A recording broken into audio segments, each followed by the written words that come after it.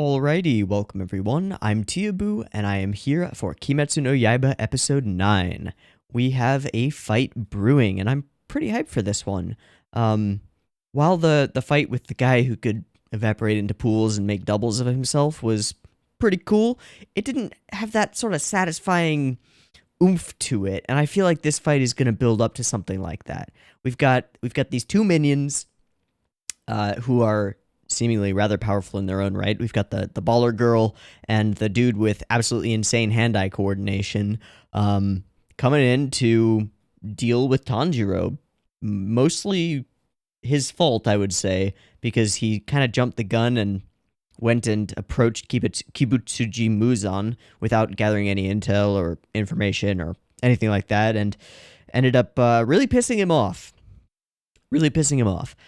Speaking of Kibutsuji Muzan, he just keeps growing on me as a villain character. The last episode where we saw him going full brutality, plus his super Michael Jackson aesthetic, and like just everything about this big bad character, I love. I think he's great.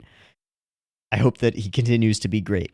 So he has dispatched these two underlings, who he seems to put his trust in, to go and assassinate Tanjiro and his demon sister. And they just so happen to be hanging out with this doctor who is a demon and her demon accomplice, who are friends to humans, which is nice. And seem like important plot characters. Like, they're gonna have some relevance here. They know some things about demon anatomy and stuff, and how to demonify people, and how to potentially undemonify people. So, interesting stuff. One way to subvert my expectations would be to kill them. At least the doctor character, because she's really nice, and she has a character who's super in love with her. So if you kill her, he freaks out and probably blames Tanjiro for it, and that's reasonable and stuff. So could be interesting. Not saying that I expect that, but that would be an interesting subversion of my expectations, which is that Tanjiro and Nezuko and these two end up just absolutely wiping the floor with Baller Girl and hand-eye coordination guy. Could be cool. Regardless, we have a fight coming, and it looks like it's going to be a big one. I'm looking forward to some serious ufotable fighting awesomeness and some cool sound design, because that's really been the core of what's made fights in this show good so far. It's been like really awesome production and solid stuff. So let's see, what else do we have brewing? I think that's about it. So, let's not waste any more time. Let's get straight into the episode. I've got it up and ready. It's at 0 seconds. There will be multiple versions of this reaction video. You can find picture-in-picture versions with the video up there in the description down there. Time-based version on YouTube is probably what you're watching right now. It'll have discussion at the end and a beat timer at the beginning to sync up with your own version of Kimetsu if that's what you want to do. And that timer will go right here.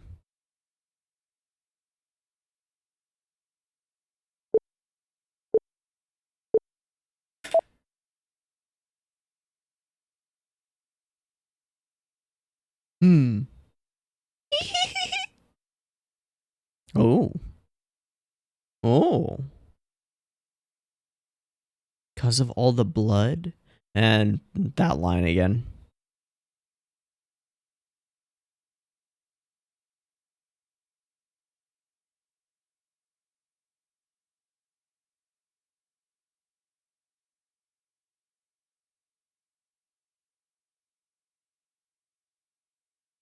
Vindictively.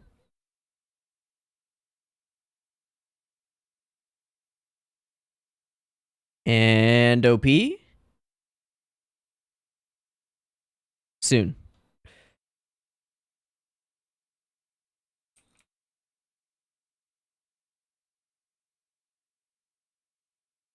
Sankoku. Huh.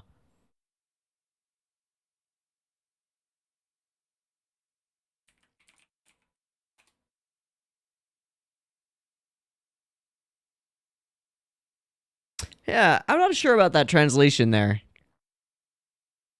To vindictively? Zankoku is cruelty, but vindictively implies revenge, vengeance. That's not quite the same thing. I like cruelly better. That would be more impactful. Whatever. I'll translate in my head.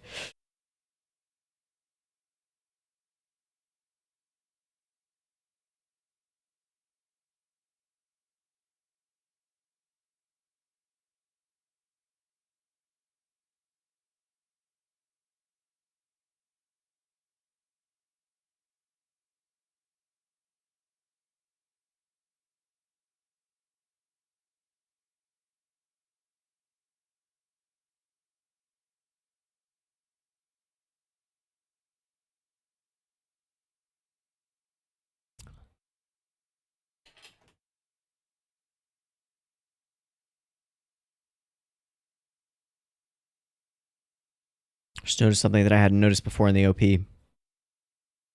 Look at that at the end. Tamari Demon and Arrow. I missed the last word. Damn.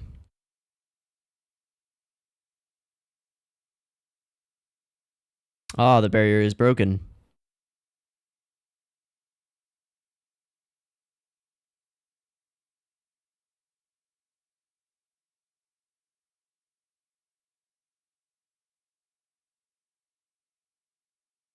Hmm.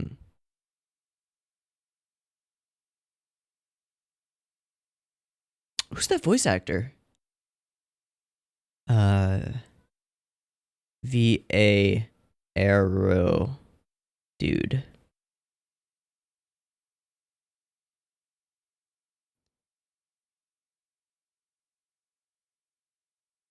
Ah, how dare you. This is a little too hot to drink, but I'm going to anyway.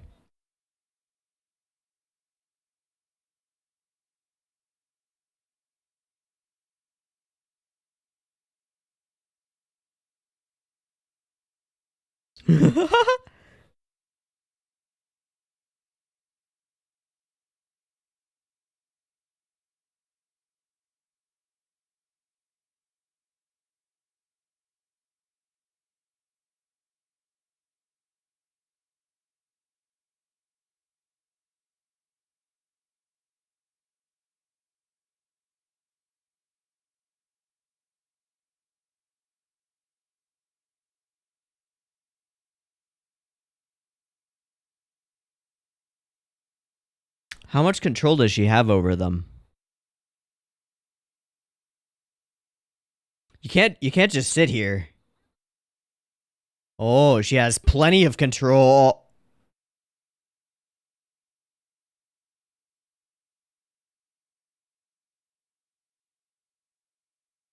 Oh. Oh.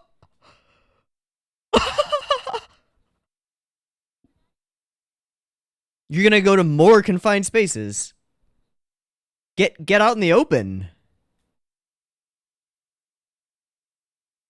I don't know, man. She's a doctor. Because she's a direct descendant of Muzan?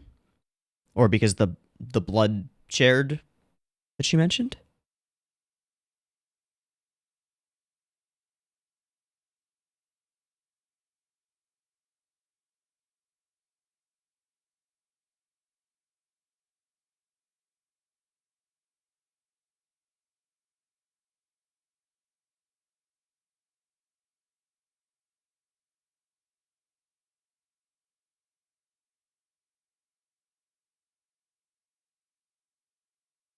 Yeah, so he can regenerate.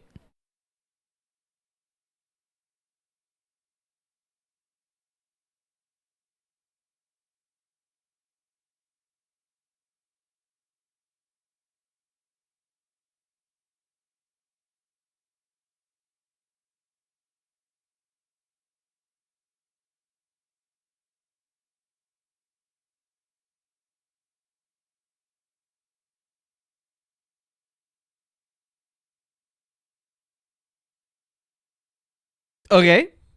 Ooh.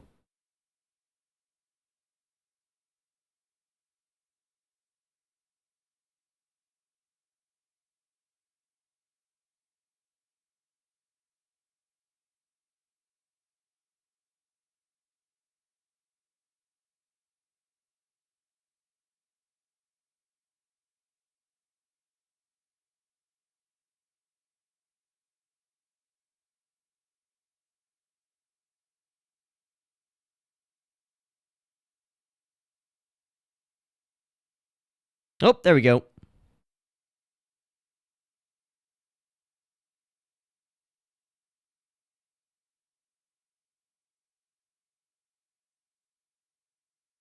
Now that's tight.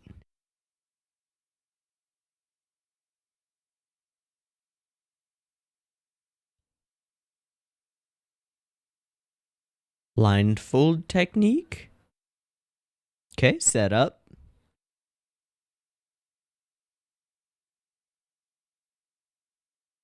Oh, okay, so he's the one using the things. Okay, okay.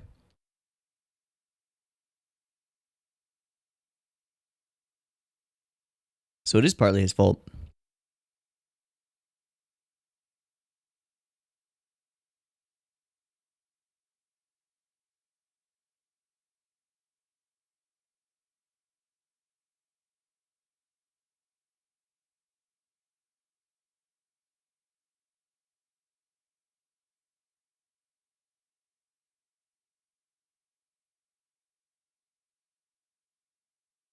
She's kind of ripped. Oh? Okay, we have a setup for a group. The direct underlings of... Yeah, there you go. Cool. Uh. Uh.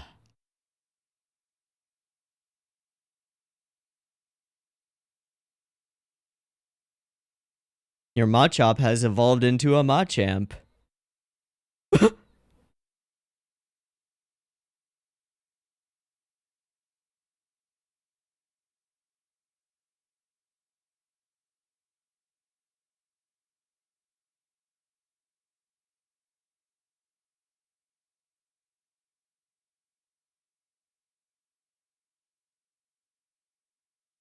Ooh, that's a CG Tanjiro. Completely. Still looks okay.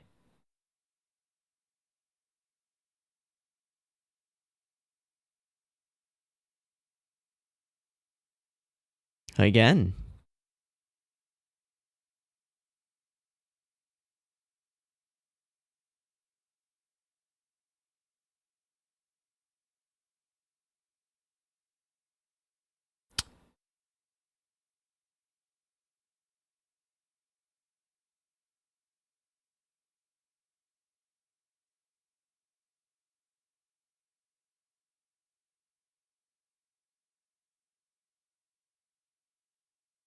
Hmm? Hmm? Oh, so it's a teamwork thing. Oh, cool.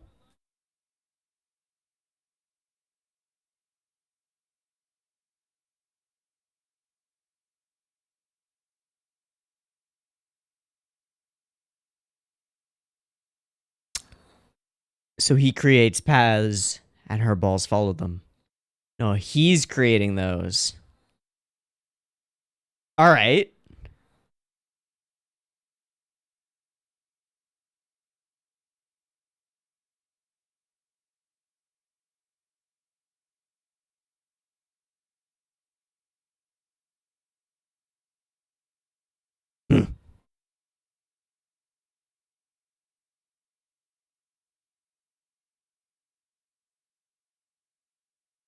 This music.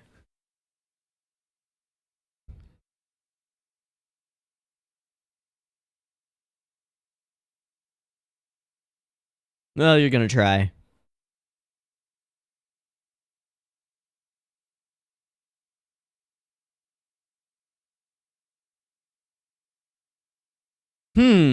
Interesting. A CG version of a classic animated scene.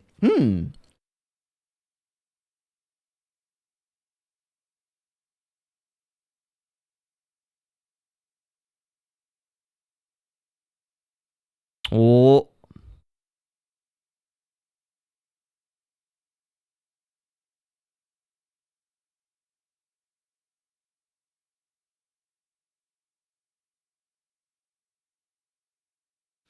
Hoo-hoo! All right.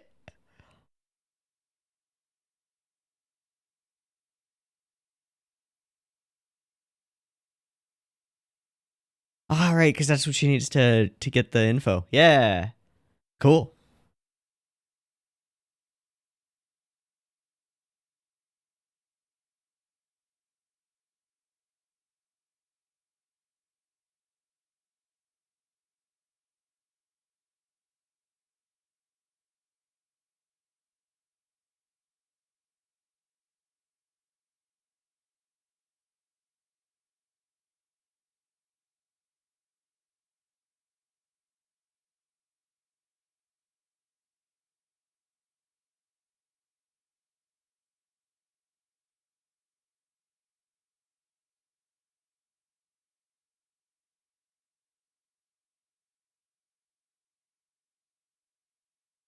I'll forgive this because it came right after the commercial break, but it's a bit of reuse.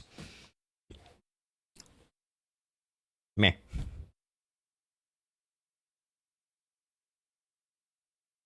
Ooh, this music.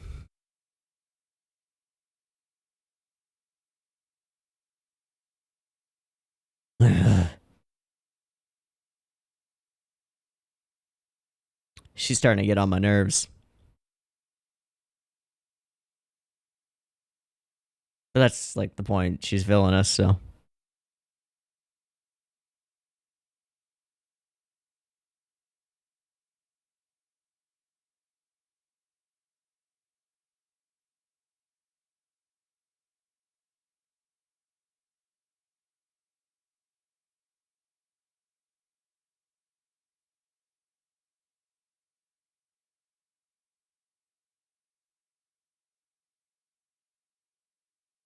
All right.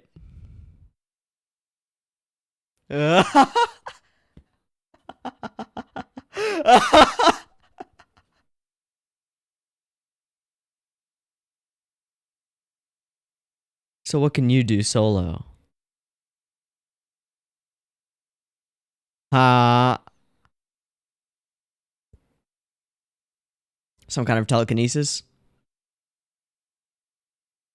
Ugh.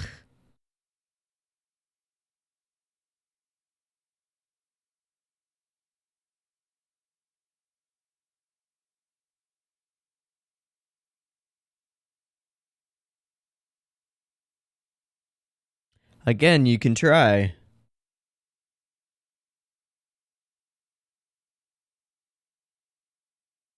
Oh no. Now you've let your guard down.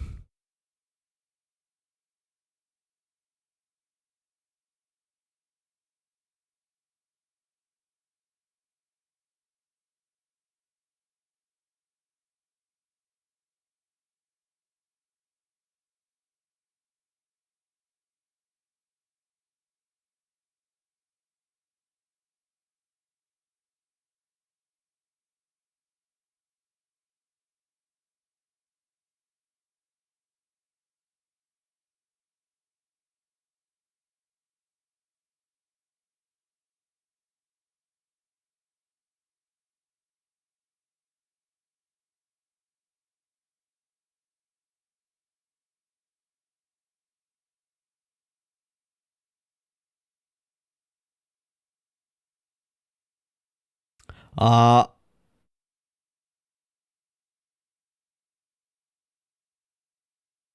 we still don't know the extent of this guy's power. Ooh. No more opening. Slip. Wow. That's pretty amazing.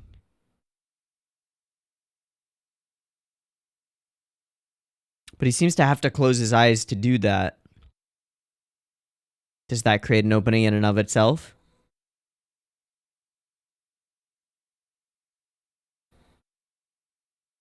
That's pretty awesome.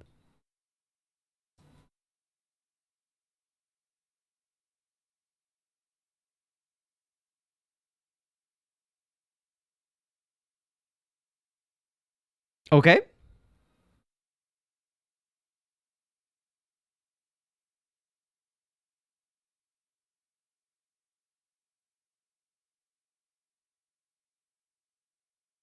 But since they're fighting independently, does she lose some of that control?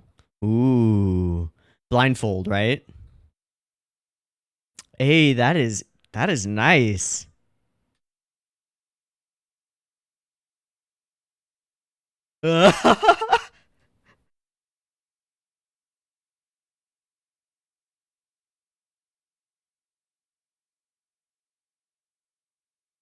Uh-oh.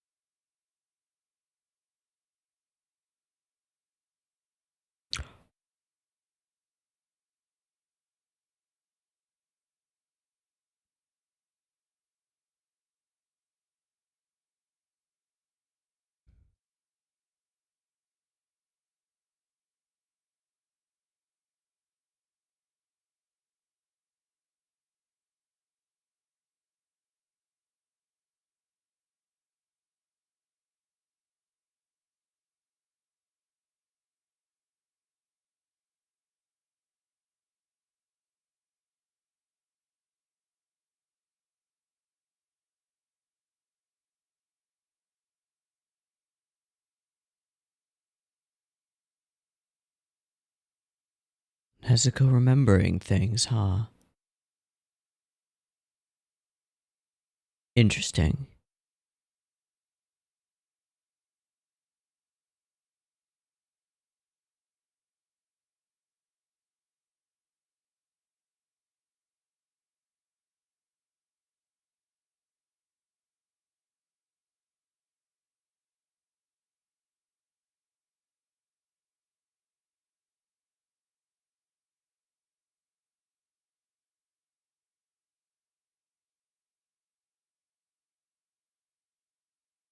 Ah,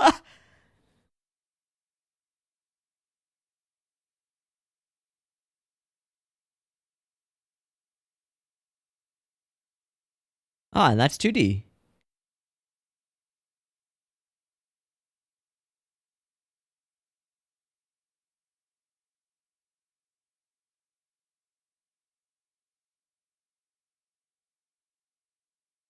So, learning, figuring out the extent of his opponent's powers. Don't lose the sword. Oh, that was just his cloak. Okay, okay. Oh, you can use them as restraints. That's cool. Just directional application of force. Ah, ha, ha. And it works both ways. All right.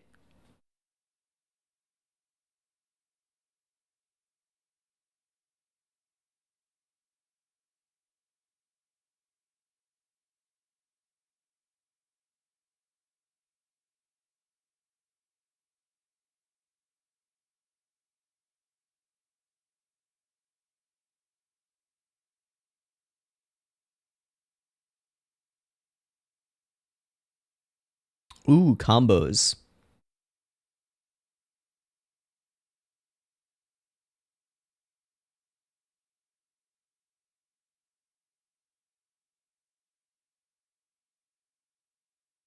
Oh.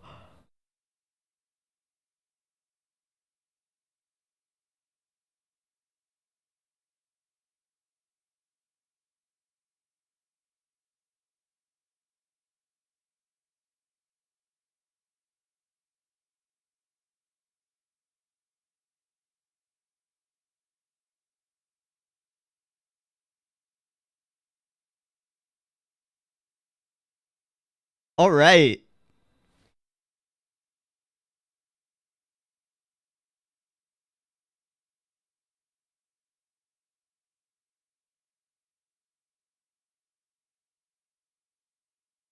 2.5 minutes left. Usually the thingy at the end is 30 seconds, so maybe it's a minute now? Okay. Maybe I'm wrong about that.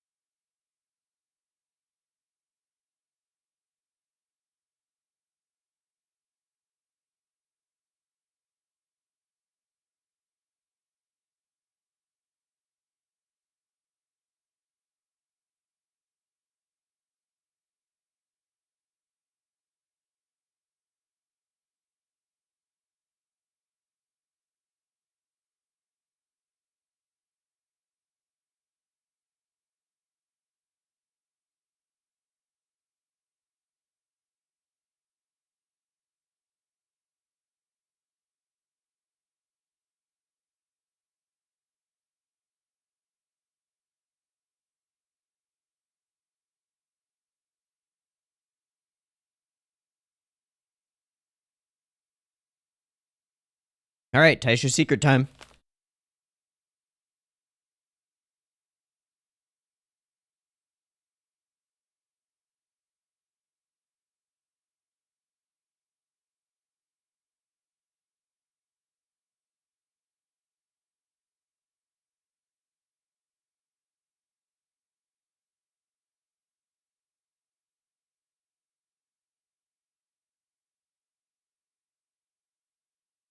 Yaiba. What?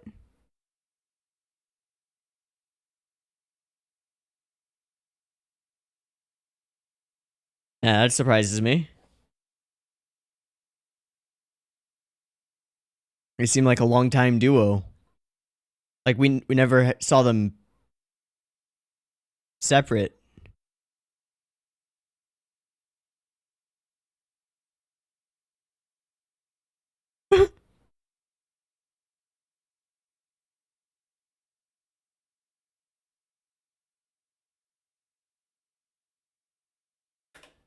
Okay.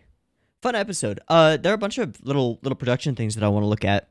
But before we get to that, in order, I want to Google Tamari.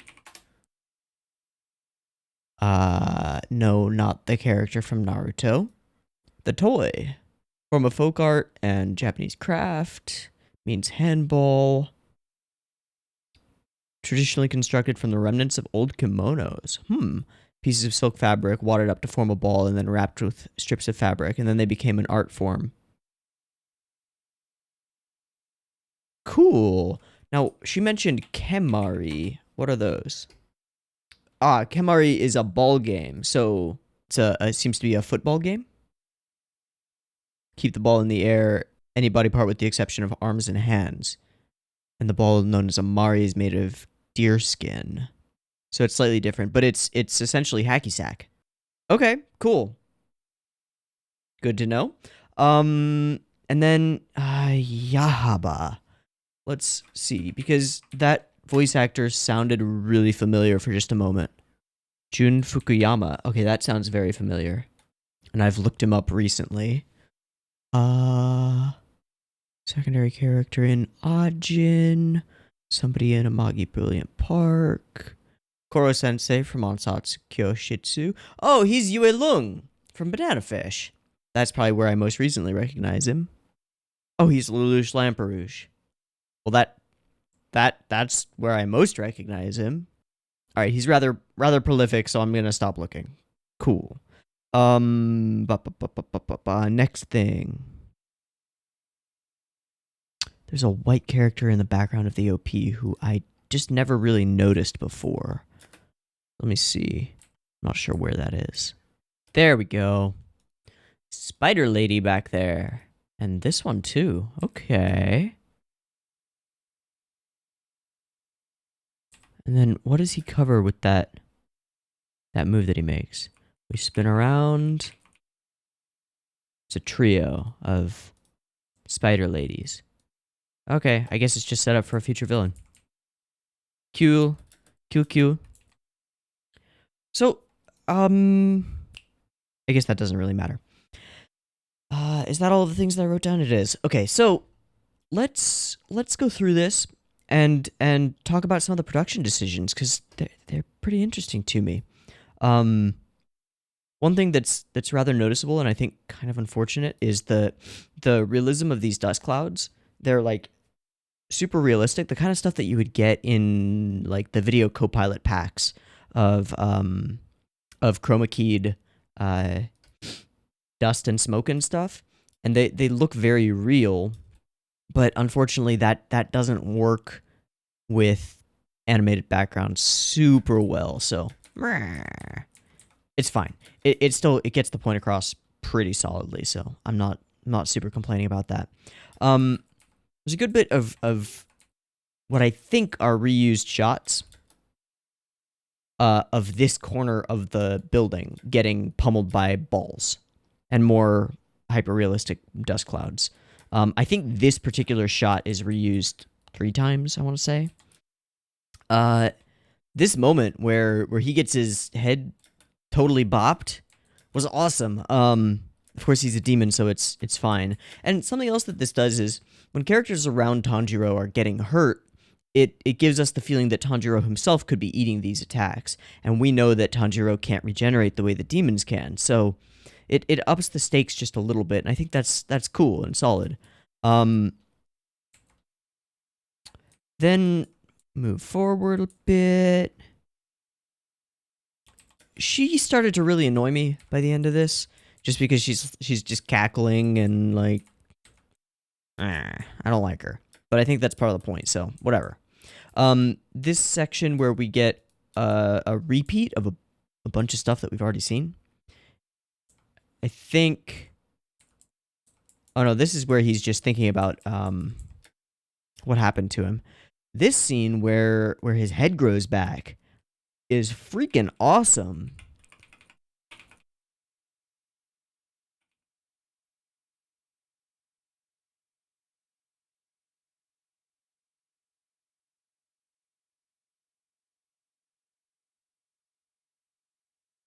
Like constructing, I've never seen anything quite like this. Constructing a face from the bottom up with the layers of muscle and believable anatomy. I don't know if it's actually accurate, but it's believable. The tongue just pops into place. Pretty cool. Gotta say. Some cool animation there.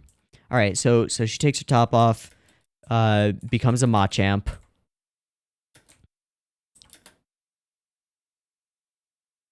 And then we get some CG Tanjiro. And at first I was like, whoa, okay, it's CG Tanjiro. And as before, I think that CG Tanjiro in this show looks really good. It helps that it's being masked by smoky stuff everywhere. And that it's only done in these wider shots, so that when we cut to face, it's 2D.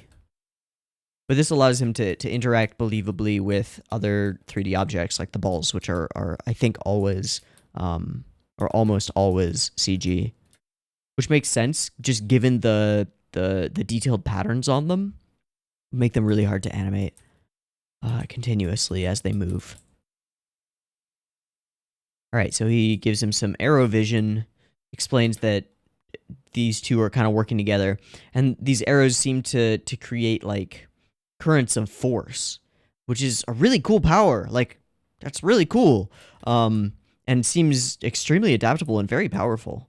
So, that's awesome. Nezuko goes out to fight. Now, where's the scene where... Yeah, here. Okay. CG balls, 2D Tanjiro, for now. And then when he goes through this dance...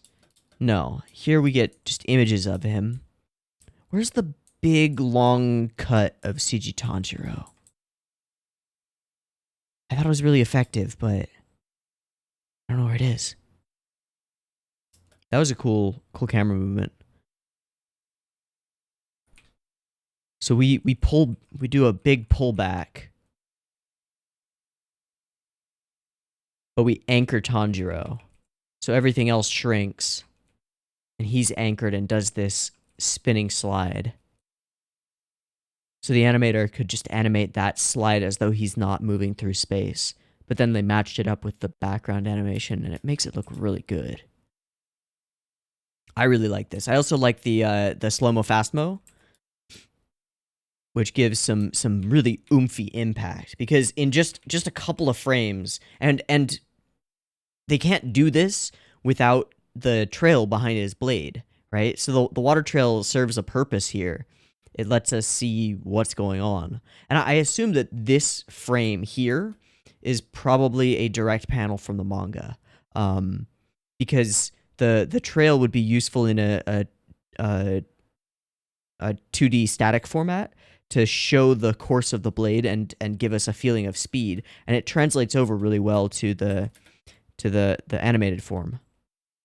But it's literally like instant, right? And then it's just impact, and then this cool spinning turn. I love it. I really like it. Okay, so then we step back. This is where we get the reuse. So we get this reuse of, like, I'd say probably a minute of footage total. We re-show this because it's awesome. And Yeah. Okay, cool. And I'm fine with that because it comes right after a commercial break. So it's to make sure that we've got the whole thing. This little goofy moment in the middle of combat.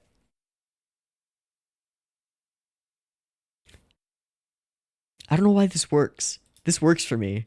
I think it's because it's a bad joke. I think that's why it works for me. Cause he's an awkward goof and makes a bad joke. All right, dive out of the way. Cool, cool, cool, cool, cool, cool. I feel like I missed one of the things I was looking for. So this is all CG Tanjiro, with some cool like motion blur and smeary stuff going on here. Yeah, pretty neat. Really showing the impact of these arrows. You know, if you're being pushed around by waves of force, it's gonna hurt. This scene where we get an invisible outline of this character, I think is really cool. This is a great way of showing us a fight with an invisible character. And yeah, it works. Okay.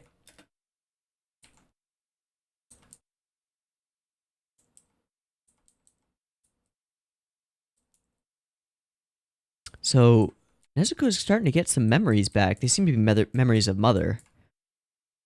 All right. And this is a classic 2D animated, pretty gorgeous scene. And the climax of it is here as we get this really extended long cut of Tanjiro spinning and swerving into the camera, creating his new combo technique, and bibbity babbity bopping Yaiba with it. Freaking awesome. Love it. I'm missing a cut that I wanted to see and wanted to talk about. So I'm going to go through and find it. So I'll probably cut here. Ah! Okay, found it. So here, when she does a barrage of balls, when Tanjiro first steps out, got this cut where he turns and runs, and he's fully CG, being bombarded with, sorry, everything is getting artifacted.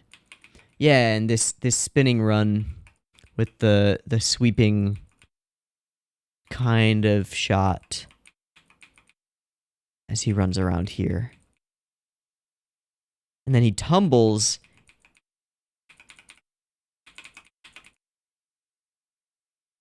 Runs up across the wall. Cool. So I think this cut looks really good.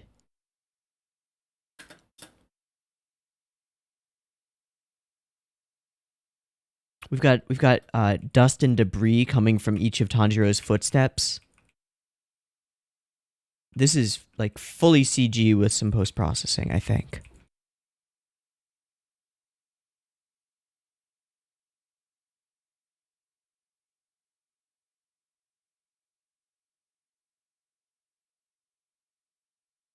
These semi-stock explosions coming out. This tumble and a push in across Tanjiro's head. Still all CG, I think. Then up the wall and across.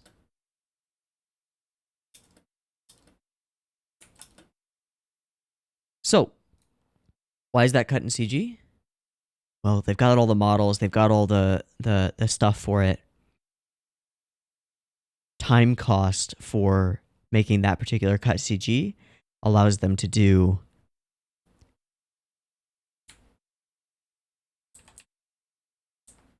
this in fully 2D and give the most important running sequence for Tanjiro that classic animated Sakuga feel.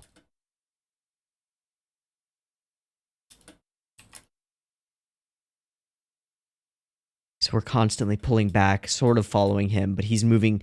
The way that this works is like we see the ground moving underneath the camera, so we're pulling back really quickly. And what that tells us is that Tanjiro's moving even faster because he's still catching up. He's still gaining ground on the camera. So it gives this really, really oomphy speed to his action here, and it's great. I love it. I really dig it. Using his techniques, not just taking what's been given to him by his masters, but like creating new techniques out of the old, combining them, figuring out ways around his opponents. Cool. This episode mixes a lot of interesting stuff that I think makes combat good. I think the only thing that could be improved here would be the villains themselves, because they are kind of just, they're our first introduction to these 12 Demon Moon characters, but they're acting entirely on orders and their own sadistic nature. They don't have much depth to them. But I figure that will be something that we gain a little bit more of as we proceed through potentially the 12 Demon Moons and up toward Kibutsuji Muzan. Assuming that we get more powerful characters, usually that comes with a little bit more personal motivation and potentially some interesting clashes with Tanjiro's motivations. Because in this case, they're just on an assassination mission. They're just on... They've been given a very clear mission. Go kill dude with Hanafuda-style earrings. And also, they learn in the course of that the doctor lady is also probably a target, and it's worth killing them all. But overall, they're pretty shallow villains. They're just like, Zankoku, vindictively, which again translates to cruelly, and I think would be better that way because there's no vengeance here. There's no personal motivation at all. It's just they want to be cruel, and I think that's fine as long as it's expressed clearly. All in all, pretty cool episode with some awesome fights. I had fun. Sound design was, as usual, on point. The general production and use of CG and 2D interchangeably for different purposes, I think is some of the best in the business. Not to say that I entirely love it. I have a soft spot for traditional animation and sakuga. I think most people do, but when you're putting out a weekly seasonal anime, you've got a certain amount of time, and you need to make the most of the technology at your disposal. And I think that Ufotable is showing how to do that. So all in all, pretty good stuff. And I'm excited for next week, where I think we'll probably wrap up this fight. In any case, I've been Teeaboo. This has been Kimetsu. I'd love to hear your comments, see what you thought of this episode. If I said anything really stupid, point it out. That would be cool. And I hope to catch you in the next one. Peace.